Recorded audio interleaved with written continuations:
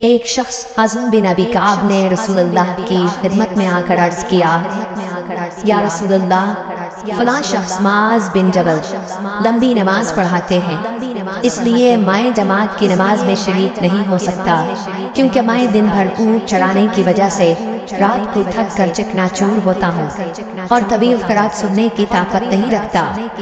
ابو مسعود راوی کہتے ہیں کہ اس دن سے زیادہ میں نے کبھی رسول اللہ صلی اللہ علیہ وسلم کو وعظ کے دوران اتنا غضبناک نہیں دیکھا۔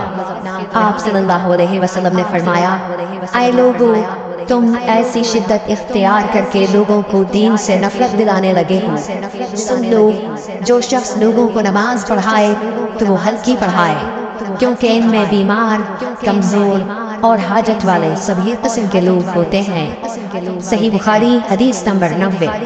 ایک شخص عمیر یا بلال نے رسول اللہ صلی اللہ علیہ وسلم سے پڑی ہوئی چیز کے بارے میں دریافت کیا۔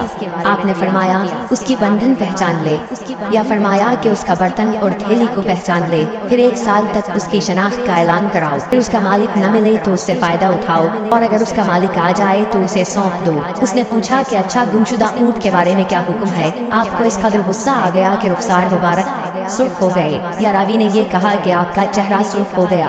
یہ سن کر آپ صلی اللہ علیہ وسلم نے فرمایا، تجھے اونٹ سے کیا واسطہ؟ اس کے ساتھ خود اس کی مشق ہے اور اس کے پاؤں کے سم ہیں، وہ خود پانی پر پہنچے گا اور خود پی لے گا اور خود درخت پر چرے گا، لہذا اسے چھوڑ دو جہاں تک کہ اس کا مالک مل جائے۔ اس نے کہا کہ اچھا، گمشدہ بکری کے بارے میں کیا ارشاد ہے؟ آپ نے فرمایا، وہ تیری ہے یا تیرے بھائی کی، ورنہ بھیڑیے کی غذا ہے۔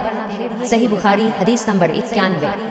رسول اللہ صلی اللہ علیہ وسلم سے کچھ باتیں دریافت کی گئیں کہ آپ کو برا معلوم ہوا، اور جب اس قسم کے سوالات کی آپ صلی اللہ علیہ وسلم پر بہت زیادتی کی گئی تو آپ کو غصہ آ گیا۔ پھر آپ نے لوگوں سے فرمایا، اچھا، اب مجھ سے جو چاہو پوچھو۔ تو ایک شخص نے دریافت کیا کہ میرا باپ کون ہے؟ آپ نے فرمایا، تیرا باپ حذیفہ ہے۔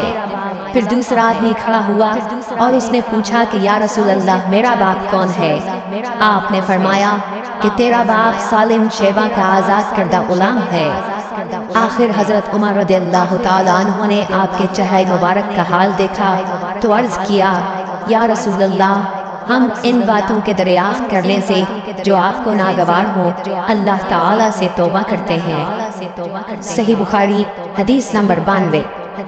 ایک دن رسول اللہ صلی اللہ علیہ وسلم گھر سے نکلے تو عبداللہ بن حذیفہ کھڑے ہو کر پوچھنے لگے کہ حضور، میرا باپ کون ہے؟